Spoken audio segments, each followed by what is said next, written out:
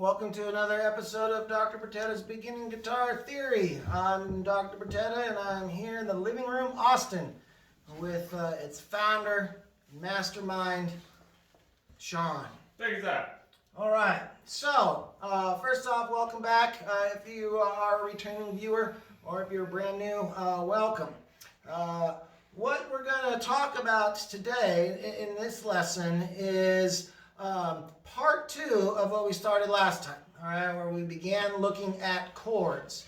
So just to kind of review what we've been learning so far, we started by talking about intervals and identifying them and finding them on the fretboard and, being able to learn the notes through those, through the intervals. We've talked about, then we moved on to 2 lessons about the major scale, how it's constructed, what it is, and how to play the notes in that scale up across the fretboard. All right, so the first episode there was the pattern where we were just down here in the first 3 frets, and then the second in that series was showing you some shapes of how to then play the scale up the neck. And so those shapes we refer to using letters, right? Spelling out, when you put them together, the word caged. Okay, and so we're going to take that idea of caged and apply it then to chords. So last time, just as the first time when we did scales, we just learned right up in here.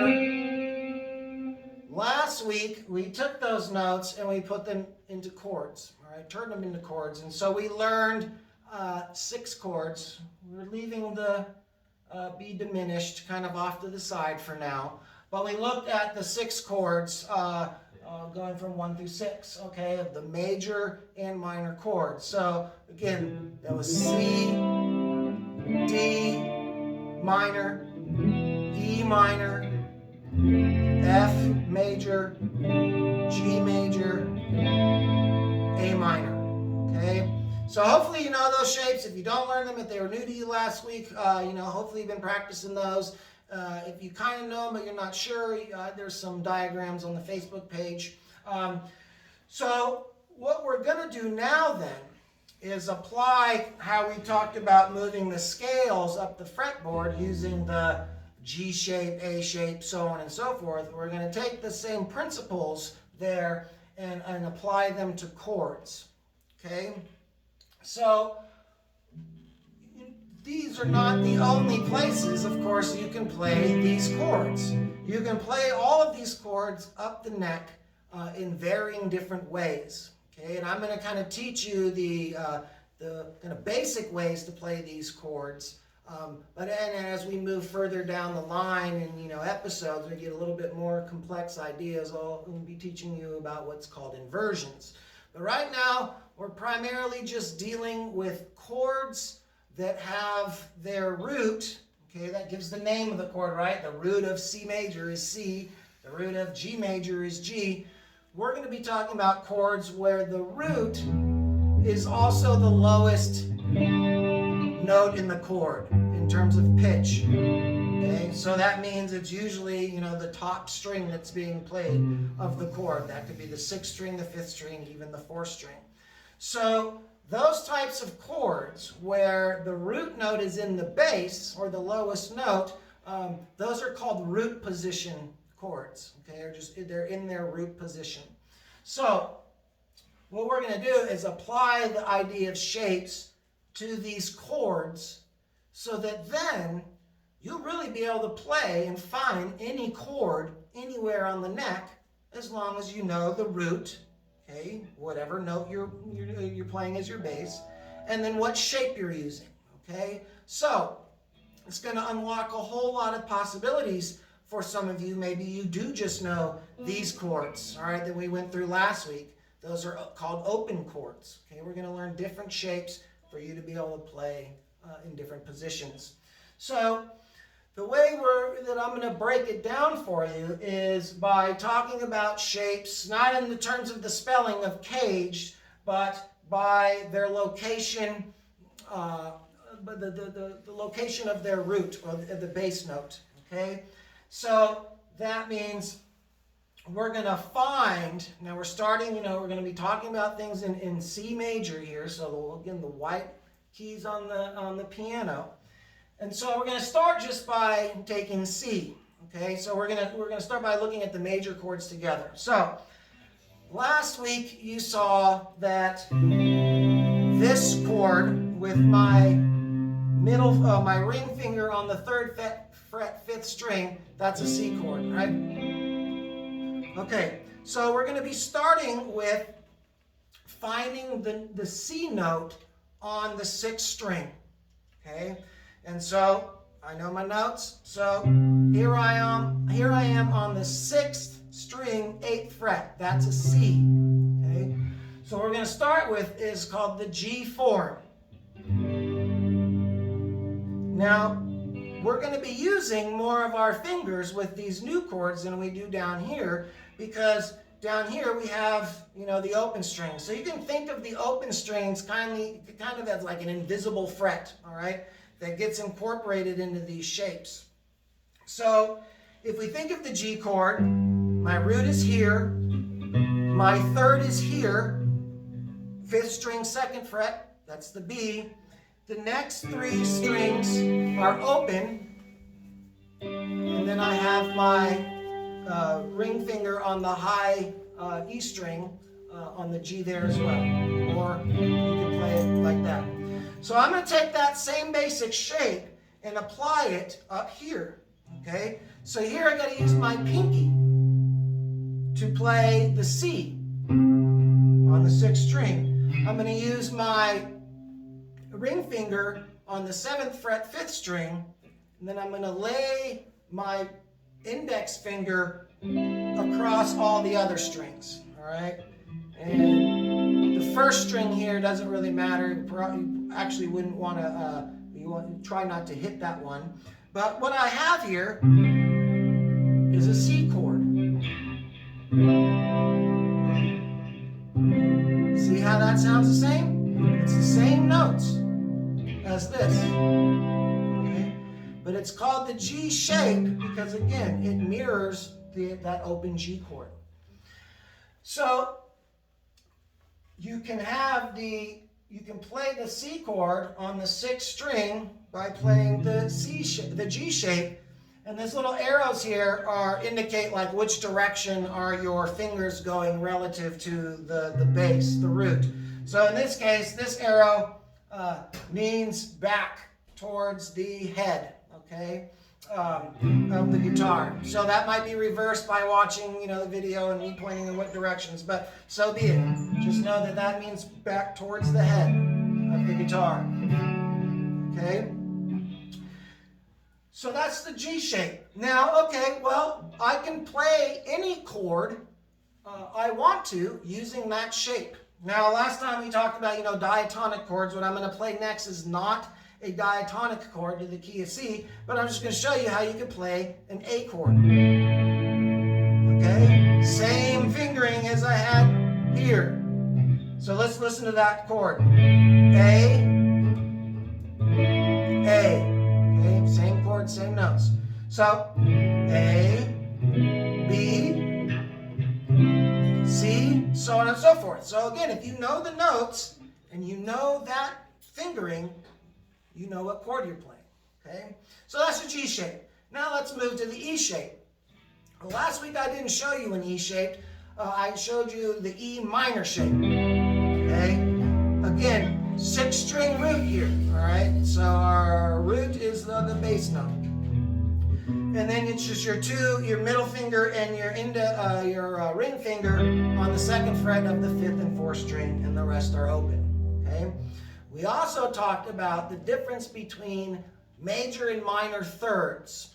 So if you know what I'm talking about, great. If you don't and you want to know, go ahead and pause this video. You can go back to the 2nd episode where we talk about major and minor thirds around the 16th minute or so. And last week's video episode, I think 4, 5, the first one on chords, we went over the major and minor third as well, kind of in like the 10-minute mark. So, a minor chord is defined by the third interval and the quality of it. Is it a major third or a minor third? So in this case, I have a minor third, okay?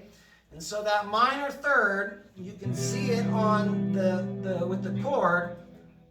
I have my, again, I'm fretting the second fret 4th string, so that's an E, and the next string is open, so that's down 1 string, back 2 frets. So I know, again, if I know my intervals, I know that's a minor third, okay?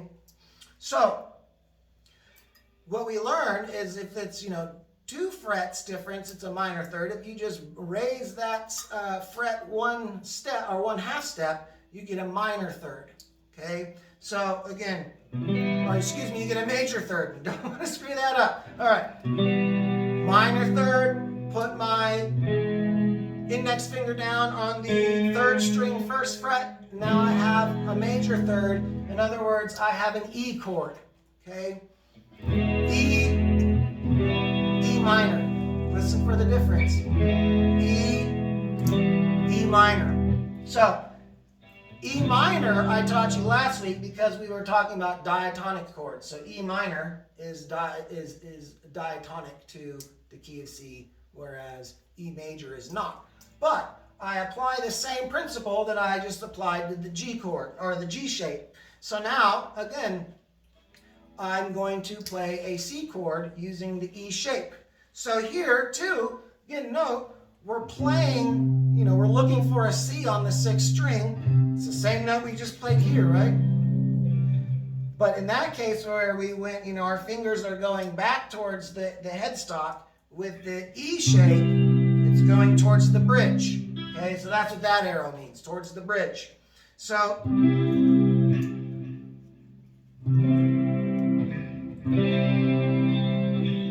again,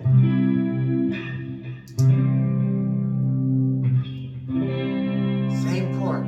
So here again, I'm using my E shape. So in this case, these are what we're moving into what are called bar chords. I don't need to bother to spell bar. Sometimes it's spelled B-A-R in books. Other times it's spelled B-A-R-R-E. I learned it with the R-E added. That's how I usually think of it. But as long as you know you're reading the word bar, I don't think it matters what spelling you're doing. So, E shape. So I'm laying my index finger all the way down from 6 to 1. Okay? I'm going to put my index finger here on the 3rd fret, 3rd string, in this case the 9th fret. Okay, that's the note E. Now I'm going to put my pinky finger on 10th fret 4th string.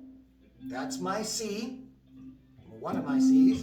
And my ring finger goes on the 10th fret 5th string. That's a G.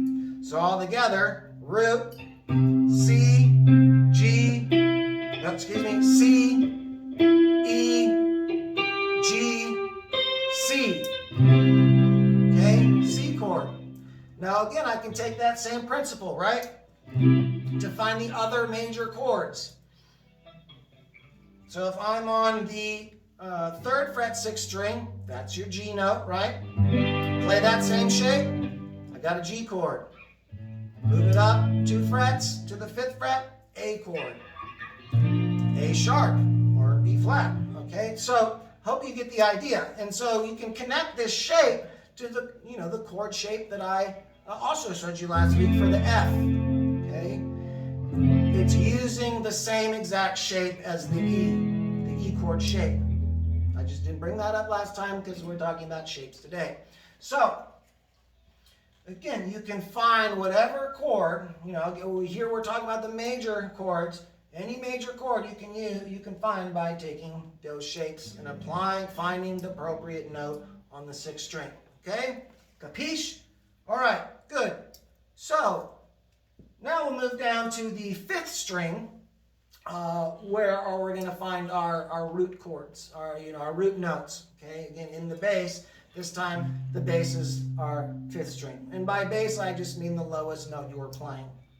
So, we already know, hopefully, our C chords, right?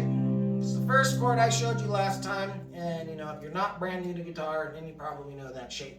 Okay, so here, again, root, and the notes are going towards the headstock.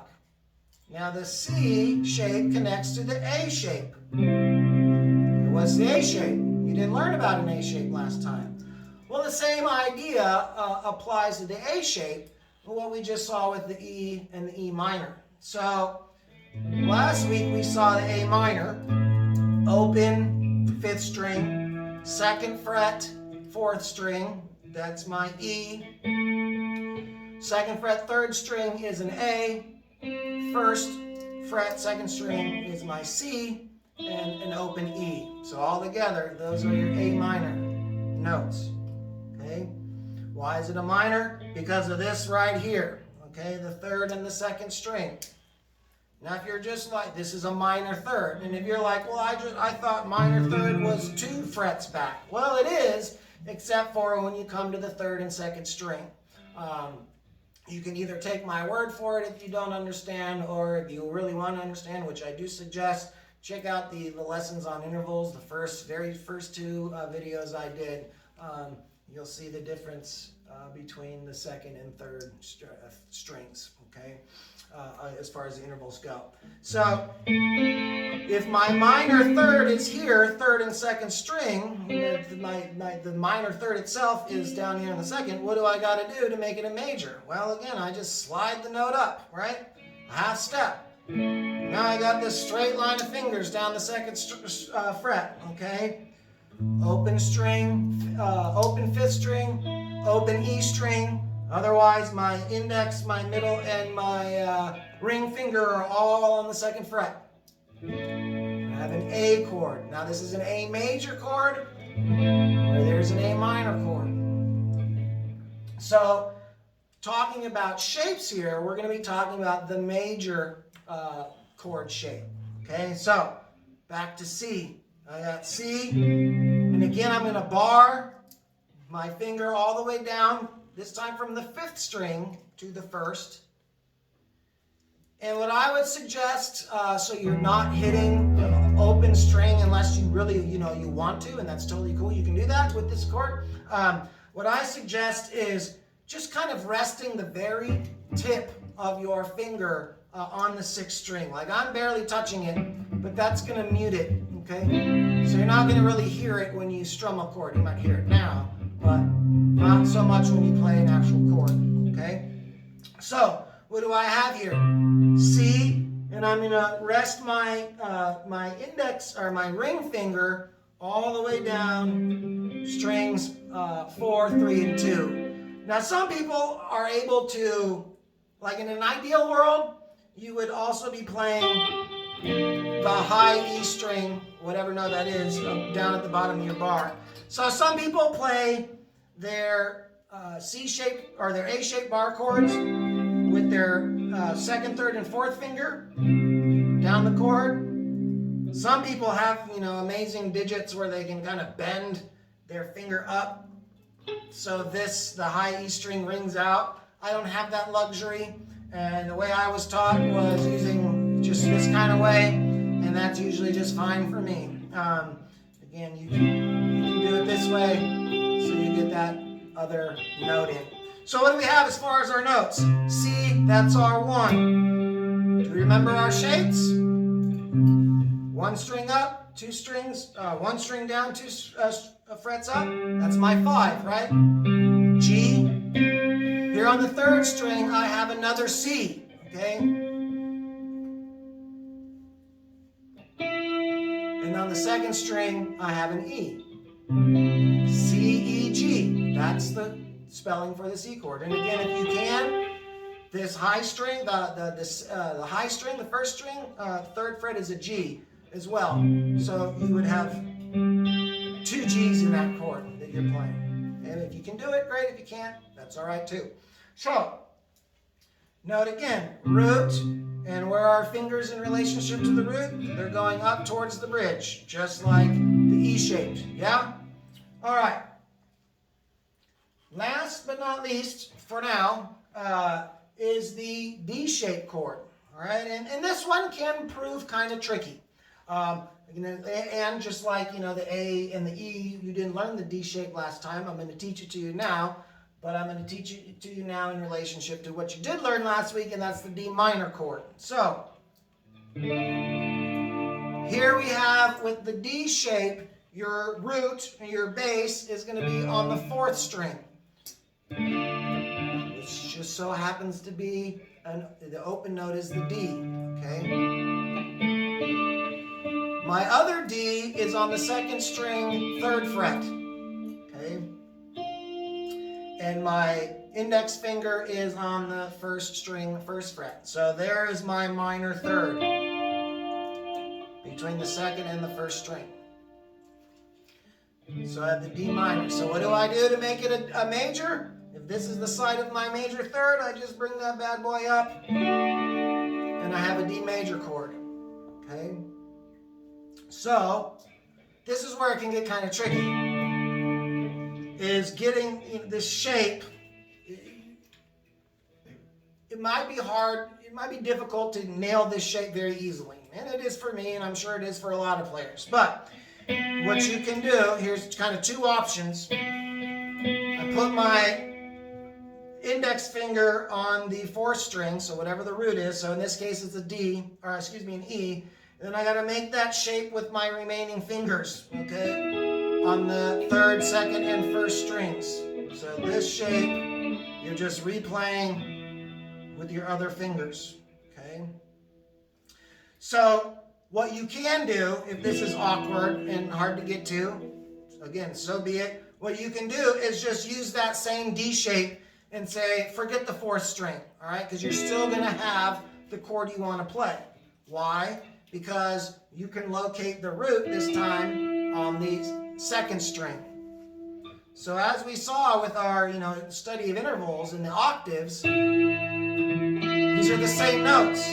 So when you go from the 4th to the 2nd string, you're skipping a string and you're moving up 3 frets from where your index finger is. So E, E. Okay, so how can I make this chord? Well, I have my E,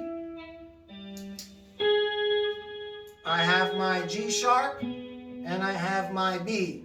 And together, those are the notes in an E chord. Okay, but we're primarily working with the majors right now.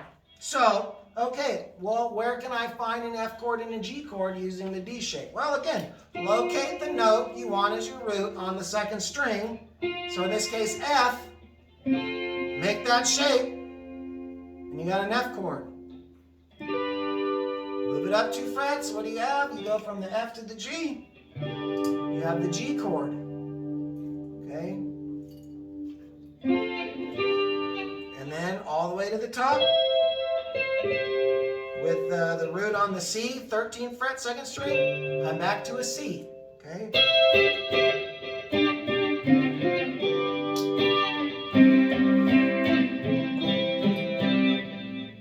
So there's a lot of benefits, and that was, nothing exciting there. There are benefits to being able to play the chords in different positions all up and down the neck, all right, to the point where it becomes second nature. So before we move on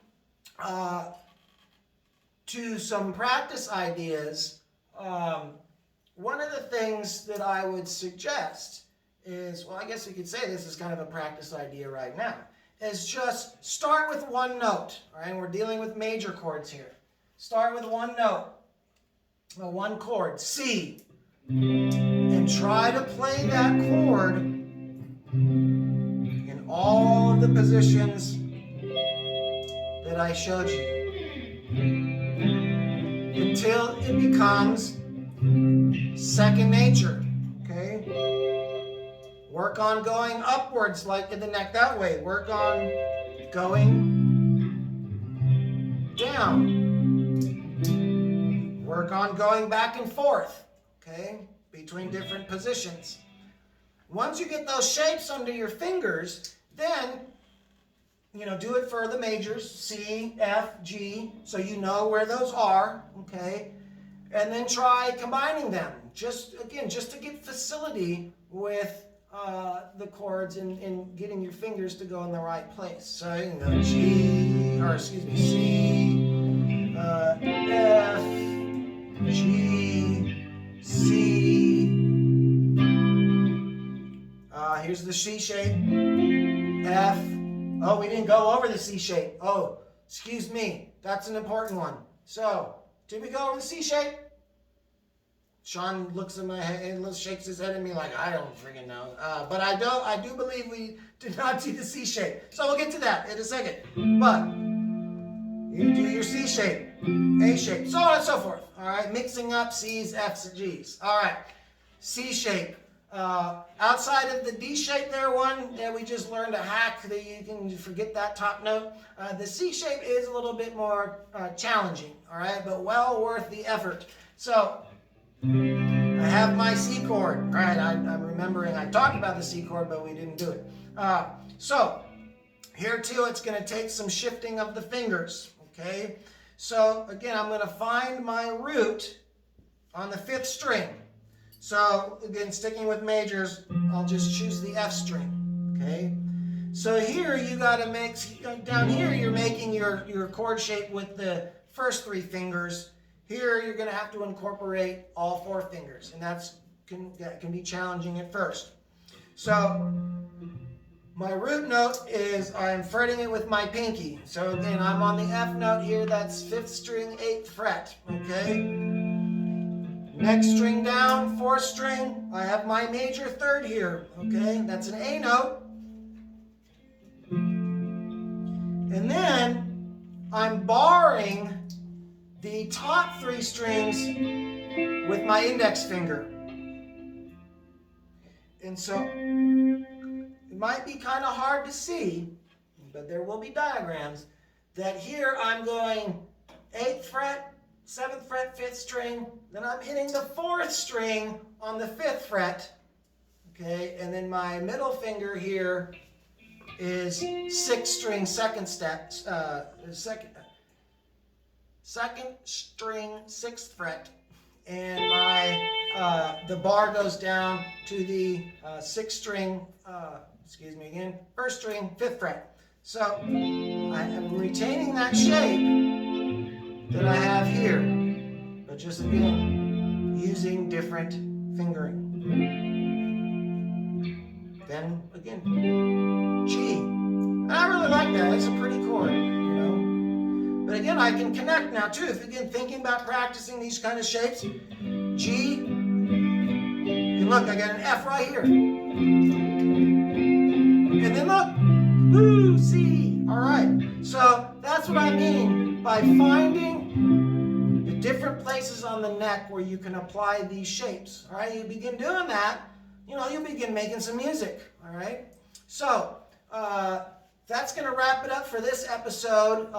Next episode is going to be applying this idea with minor chords. Okay, so as always, keep on watching, keep on learning, keep on rocking. See you next time.